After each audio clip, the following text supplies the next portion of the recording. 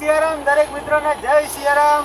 તો મિત્રો અમે નીકળ્યા હતા પાટણ અને પાટણથી પાછા જૂના મોકા આવ્યા। જૂના મોકા વખતે જે વરસાદ અમે જોઈ રહ્યા છીએ કે કહેવાય ને કે કોઈ વરસાદનો પાર નહીં, હમણાં આગળ કશું દેખાતું નહીં, તોય છતાં અમે આશરે ગાડી લઈ અને નીકળ્યા છીએ। પણ તમે વરસાદ જોઈ શકો છો મિત્રો કે કેવો ગજબનો વરસાદ પડી રહ્યો છે।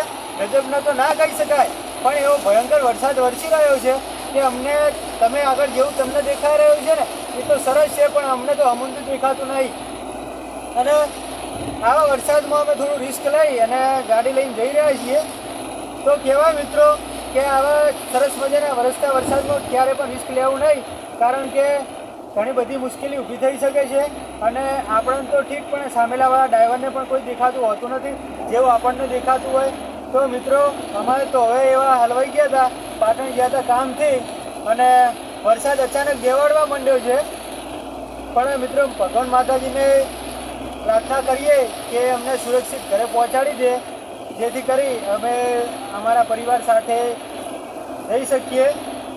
તો તમે જોઈ શકો છો વરસાદ તો ઠીક છે, પણ જે સામે વરસાદ આવી રહ્યો છે એ બહુ ગજબનું કહેવાય, અને અમને સામે કંઈ પણ દેખાતું નથી।